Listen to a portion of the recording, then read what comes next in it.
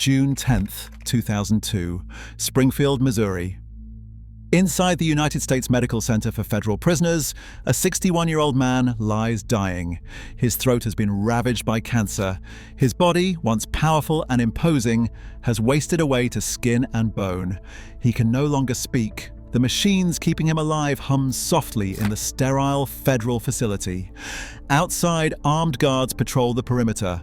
They are not protecting him. They are making sure he never leaves. At 12:45 in the afternoon, John Gotti takes his final breath. The most famous mob boss in American history is dead. For 6 years, he ruled the Gambino crime family, the most powerful criminal organization in the United States. At his peak, his empire generated over $500 million a year in illegal revenue. He ordered murders from restaurant tables. He corrupted judges and bought jurors. He smiled for cameras while bodies piled up in his wake. The media called him the Dapper Don for his expensive suits. They called him the Teflon Don because charges never seemed to stick. But in that prison hospital room, there was no Armani suit, no flashbulbs, no adoring crowds, just a dying man, alone, paying the price for a life of blood and betrayal. But this story is not about John Gotti's death. It is about what happened next. It is about the 5 children he left behind and the impossible burden of carrying his name. His eldest daughter, Angel, would spend decades trying to escape his shadow, only to find herself dragged back into courtrooms and tabloid headlines. His daughter, Victoria, would transform family tragedy into reality television fame, then watch her own husband hauled off to prison. His son, John Jr., would inherit his father's throne, serve time in federal prison, face 4 separate trials, and claim he walked away from the only life he ever knew. His younger son, Peter, would struggle to build an identity separate from a father who cast a shadow over everything. And his son, Frank, the 12-year-old boy whose death drove John Gotti toward increasingly reckless violence, would become a ghost that haunted the family forever. This is what happened to John Gotti's family after he died in that prison hospital, and why their story reveals the true cost of growing up as the children of the last great American mafia king. To understand what the Gotti children lost, you must first understand what they had. John Joseph Gotti Jr. was born on October 27, 1940, in the Bronx, the 5th of 13 children in a family crushed by poverty. His father was a day laborer who gambled away whatever money he earned. Young John grew up wearing second-hand clothes in cramped apartments, and he hated every minute of it. By age 12, he was running errands for local mobsters. By age 16, he had dropped out of school to pursue crime full-time. He joined the Fulton Rockaway Boys, a street gang with connections to the Gambino crime family.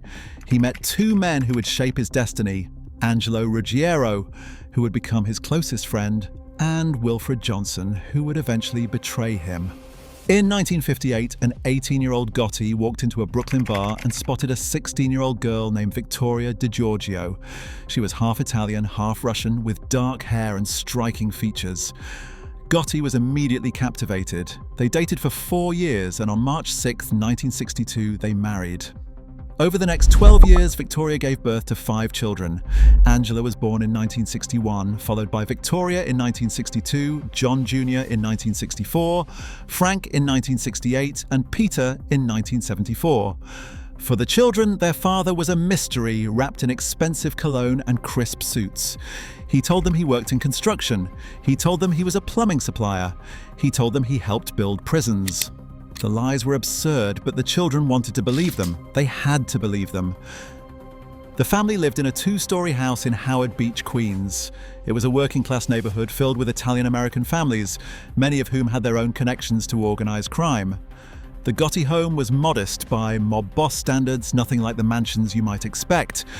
John Gotti understood something important. Flashiness attracted attention. It was better to keep the family home simple and save the extravagance for himself. He wore suits that cost $3,000. He threw lavish parties at the Bergin Hunt and Fish Club, his headquarters in Ozone Park. He handed out turkeys on Thanksgiving and fireworks on the 4th of July. The neighborhood loved him. They saw him as a generous man who took care of his community. They did not see the violence that funded his generosity. While John Gotti climbed the ranks of the Gambino family, his wife Victoria raised their children largely alone. He was constantly away, either conducting business at social clubs or serving time in prison. Between 1966 and 1972, he was in and out of jail for hijacking trucks at Kennedy Airport. When he came home, he imposed strict rules. The children were expected to maintain traditional values. Education mattered, respect mattered, family loyalty mattered above all else. The irony was thick. A man who made his living through murder and extortion demanded that his children behave with honor. But the Gotti children did not know the full extent of their father's crimes. Not yet. They knew he was important. They knew people treated him with deference. They knew that when their father entered a room, everyone stood a little straighter. But they did not know about the bodies. The family's comfortable existence was shattered on March 18, 1980. 12-year-old Frank Gotti had just made the football team and was celebrating with friends in the neighborhood. He borrowed a mini bike from a friend and rode it into the street. A car driven by neighbor John Favara struck him. The impact dragged young Frank nearly 200 feet. He died that afternoon. The police ruled it an accident. Favara had no time to react. The boy had darted into the street from a blind spot. No charges were filed, but the Gotti family did not accept the verdict. Victoria DiGiorgio was devastated beyond words. She broke a mirror and tried to cut herself on the jagged glass. She attempted suicide by swallowing pills. For months, she wandered to local baseball fields late at night, hoping somehow to find her son alive. The neighborhood whispered that she had lost her mind. Perhaps she had. John Favara made a fatal mistake. He did not remove the blood-stained car from his driveway. Neighbors reported seeing him at parties, seemingly unbothered by the tragedy. When he finally visited the Gotti home to apologize, Victoria attacked him with a baseball bat. She beat his car until her arms gave out. Favara reportedly called her crazy. It was the last thing he should have said. On July 25, 1980, John Gotti took his wife and family to Florida. 3 days later, John Favara vanished. Witnesses reported seeing men force him into a van near his workplace. He was struck in the head with a club. He was shot. He was never seen again. Years later, federal prosecutors would allege that Gambino hitman Charles Carneglia killed Favara and dissolved his body in acid. No one was ever charged. When detectives asked Gotti about the disappearance, he offered a chilling response. He said he was not sorry the man was missing. He said he would not be sorry if the man turned up dead. The message was clear: cross John Gotti and you disappear. Frank's death changed everything. John Gotti became reckless. His gambling losses mounted. His appetite for risk grew. The other Gotti children now lived with a father consumed by grief and rage. They watched their mother struggle with depression. They attended family gatherings where their dead brother's absence hung over every conversation. And every year on the anniversary of Frank's death, Victoria DiGiorgio placed memorial notices in the New York Daily News. The tradition continues to this day. Every surviving Gotti child named one of their own sons Frank in honor of their lost brother. The family would never forget. They would never forgive. But this protected existence had a fatal weakness. It depended entirely on one man remaining free and in power. On December 16, 1985, everything accelerated. It was a Monday evening, 9 days before Christmas. Midtown Manhattan was packed with holiday shoppers and commuters rushing home. Outside Sparks Steakhouse on East 46th Street, 4 men in trench coats and Russian fur hats waited in the cold. At 5:16 in the evening, a black Lincoln pulled up to the restaurant. Paul Castellano, the 70-year-old boss of the Gambino family, stepped out of the passenger side. He had ruled the family for nearly a decade. He was worth millions. He lived in a 17-room mansion on Staten Island designed to look like the White House. He thought he was untouchable. He was wrong. The gunman opened fire. 6 bullets struck Castellano in the head and body. He crumpled to the sidewalk, dead before he hit the ground. His driver and underboss, Thomas Bellotti, tried to react but was cut down by 4 shots before he could draw his weapon. The hit took seconds. The killers walked calmly into the crowded streets and disappeared among the Christmas shoppers. Across the street, sitting in a parked Lincoln, John Gotti watched his boss die. He turned to his companion, Sammy Gravano, and drove slowly past the bodies to confirm the kills. Then he headed back to Brooklyn.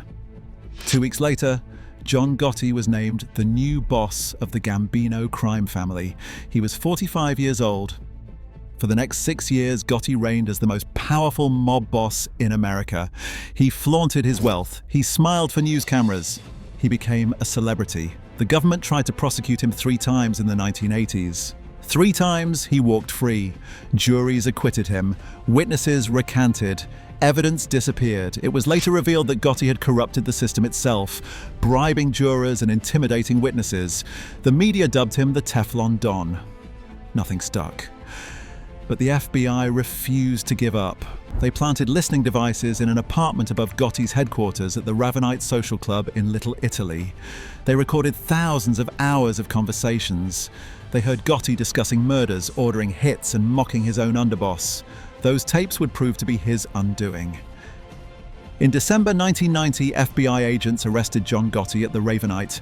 The charges were devastating: racketeering, murder, conspiracy, obstruction of justice, tax evasion, illegal gambling, extortion, and loan sharking. The government had something else too. They had Sammy Gravano.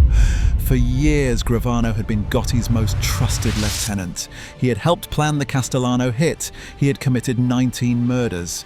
But when Gravano heard wiretaps of Gotti disparaging him and attempting to blame him for murders, he made a decision that shattered the mafia's code of silence. On November 13th, 1991, Sammy the Bull agreed to testify against John Gotti. The trial began in January 1992, with unprecedented security. The jury was kept anonymous and sequestered. Gotti's usual tricks would not work this time. Gravano took the stand and told the jury everything: the structure of the Gambino family, the conspiracy to kill Castellano, the murders Gotti had ordered. On April 2nd, 1992, after just 13 hours of deliberation, the jury found John Gotti guilty on all counts. The FBI assistant director announced that the Teflon was gone. The Don was now covered in Velcro, and every charge stuck. On June 23rd, 1992, John Gotti was sentenced to life in prison without the possibility of parole. He was 51 years old. He would never breathe free air again. The conviction devastated the Gotti family. Victoria DiGiorgio blamed her husband for dragging their son John Jr. into the mob. She threatened to leave him, and she stopped speaking to him for a time during his imprisonment. The children faced a stark choice: distance themselves from their father's legacy or embrace it. Each chose a different path. John Angelo Gotti, known as Junior, had been groomed for leadership since childhood. His father helped him start a trucking company after high school. When that failed, he got him a position in the Carpenters Union. On Christmas Eve, 1988, John Jr. was formally inducted into the Gambino family. He was 24 years old. By 1990, he had become a captain, reportedly the youngest in the family's history. When his father was arrested in 1990 and then convicted in 1992, John Jr. assumed the role of acting boss. He tried to learn from his father's mistakes. He avoided the Ravenite. He conducted business through walk talks, holding conversations while strolling with trusted associates rather than speaking in bugged locations. He tried to present himself as a legitimate businessman, but Junior lacked his father's charisma and negotiating skill. Other crime families lost respect for the Gambinos under his leadership. The Genovese family refused to deal with him at all. In 1995, associates within his own organization plotted to kill him. In 1998, John Jr. was indicted on racketeering charges. The evidence included wiretaps, documents found in a search of his basement, and transcripts of prison conversations with his father. Federal prosecutors alleged that Jr. had been running the Gambino family while his father directed operations from prison. The indictment brought chaos to the Gotti household. Victoria DiGiorgio was furious. She had not known the extent of her son's involvement in organized crime, and she blamed her husband for ruining their boy. She visited John Gotti in prison and delivered an ultimatum: release Junior from his obligations to the mob, or she would never speak to him again. Gotti relented. Against his own wishes, he gave his son permission to accept a plea deal. On April 5th, 1999, John Jr. pleaded guilty to 4 counts of racketeering, including bribery and extortion. His father had urged him to fight, but Jr. chose survival. On September 4th, 1999, he was sentenced to 6 years and 5 months in federal prison and fined $1 million. Jr. served his time and was released in 2004, but his troubles were far from over. That same year, he was indicted again on racketeering charges, including an alleged plot to kidnap radio host Curtis Sliwa, who had criticized the Gotti family on air. The first trial ended in a hung jury.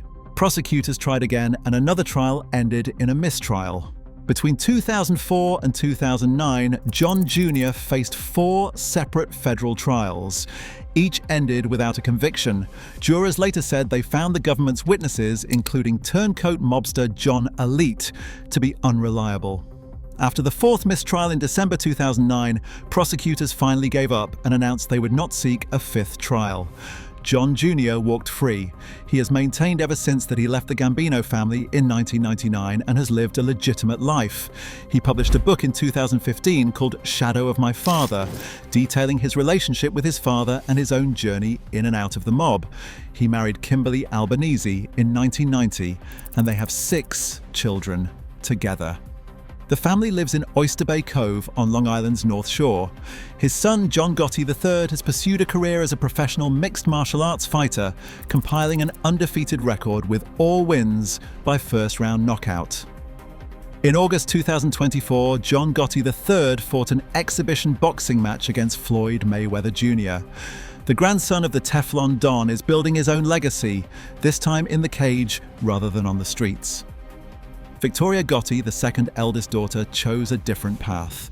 She turned her family's notoriety into a media career. In 1984, she married Carmine Agnello, despite her father's fierce objections. Gotti despised Agnello, calling him trash and a common street thug. 5 years earlier, when Agnello had allegedly assaulted Victoria during an argument, Gotti had ordered his men to beat Agnello with baseball bats and shoot him in the buttocks as punishment. But Victoria loved him anyway. The couple had 3 sons, Carmine Jr., John and Frank. They also suffered the loss of a daughter, Justine, who was stillborn. The family lived in a mansion in Old Westbury, Long Island, financed by Agnello's scrap metal business. Victoria became a columnist for the New York Post and a reporter for the Fox television station in New York. She wrote novels and a health book about mitral valve prolapse, a heart condition she suffered from. In January 2000, Carmine Agnello was arrested on charges of racketeering and arson. Undercover police had set up a fake scrap metal business in Queens, and Agnello had used firebombings and threats to coerce them into selling to him at below-market prices. The arrest brought hidden truths to light. Victoria claimed she had not known her husband was involved in organized crime, even though he had married into the most famous mob family in America. She later discovered through evidence gathered by investigators that Agnello had been unfaithful to her, carrying on an affair with his accountant. In 2001, Agnello pleaded guilty and was sentenced to 9 years in federal prison. He was ordered to forfeit $10 million. In 2003, while Agnello remained incarcerated, Victoria divorced him on grounds of constructive abandonment. She took possession of the family mansion and full custody of their sons. A year later, Victoria and her 3 teenage sons became reality television stars. Growing Up Gotti premiered on A&E in August 2004, following the family's daily life on Long Island. The show was a hit, drawing millions of viewers fascinated by the blend of suburban domesticity and mob notoriety. Victoria played the role of the devoted single mother trying to raise her boys right while navigating the complications of her last name. The series ran for 3 seasons before ending in 2005. Victoria later appeared on Celebrity Apprentice in 2012 and made guest appearances on shows like Mob Wives and The Real Housewives of New Jersey. In 2019, she co-wrote and executive produced a Lifetime biopic called Victoria Gotti, My Father's Daughter. She has spoken publicly about missing her father and remembering his advice about resilience. She recalls him telling her as a child that Gottis do not fall. They bounce. Victoria remains active on social media, sharing photographs of her family and updates on her sons. Her son John Gotti Agnello married his longtime girlfriend Alina Sanchez in 2015 in a lavish ceremony attended by John Travolta and other celebrities. Her youngest son Frank has largely avoided the spotlight, once refusing to participate in a reunion special for Growing Up Gotti. Her eldest son Carmine has pursued music and was himself arrested in 2018 on charges related to an illegal scrap metal operation. He accepted a plea deal and avoided prison. Angela Gotti, the eldest of John Gotti's children, has lived the quietest life among her siblings. Born in 1961, she was the firstborn and witnessed her father's rise through the Gambino ranks before any of her brothers and sisters. Unlike Victoria, she has avoided the spotlight and rarely speaks to the media. She has 2 children, a son named Frankie Gotti Albano and a daughter named Victoria Gotti Albano, from a relationship with Louis Albano, who worked as an executive for a trucking company owned by her brother John Jr. Louis Albano has since passed away. Angela launched a small business in 2013 called Angel Gotti Footwear, selling handmade flip-flops decorated with crystals and ribbons. She is active on social media, particularly Facebook and Twitter, where she engages with followers and occasionally defends her family against what she perceives as unfair media coverage. In 2001, she created a website to refute stories about her father during his final years in solitary confinement. She attended her brother John Jr.'s trials and was seen breaking down in tears after hearing audio recordings of her father played in the courtroom. She told reporters she did not like hearing her father's voice because it reminded her he was dead. In 2022, Angela and her son Frankie sued former Bonanno crime family associate Gene Borello for $10 million, alleging he had harassed them online by posting their faces on explicit content and posting forged images suggesting drug dealing.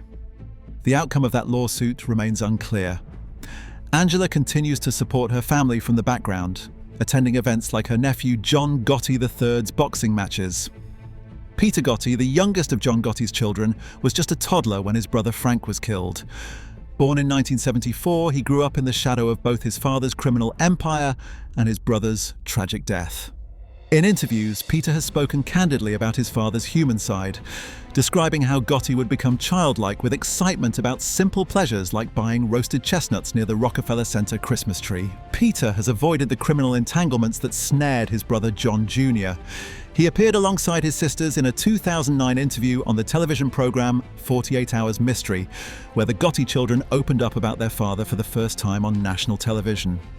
In that interview, Peter suggested that his father had punished himself at the end, refusing medical treatment as a form of penance for his crimes. Whether that is true or simply a son's attempt to find meaning in his father's death is impossible to know. Peter keeps a low profile and has not pursued the public careers of his siblings.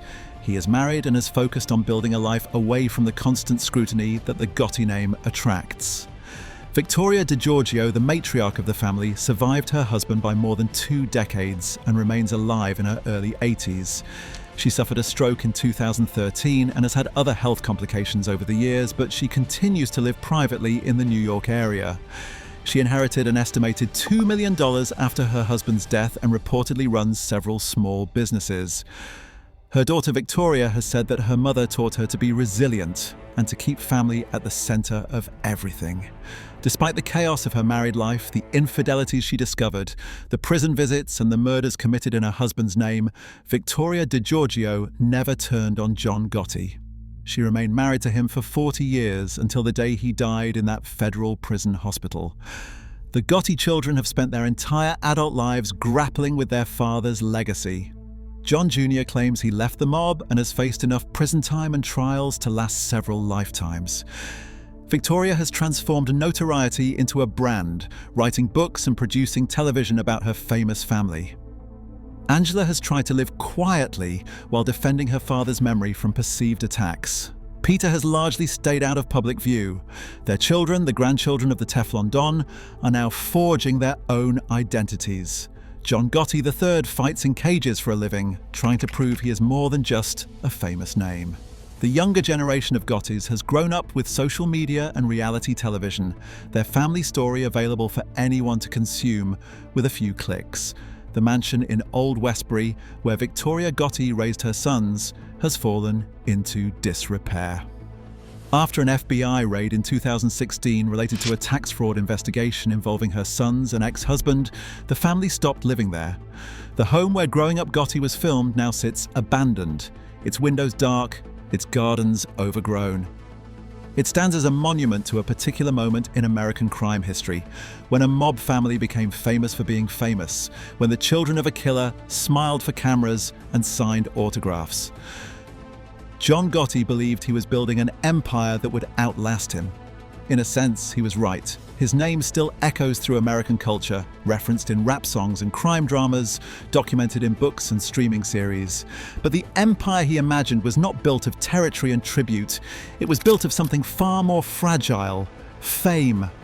The Gambino family he once commanded has faded into irrelevance, its power broken by federal prosecutions and internal betrayals.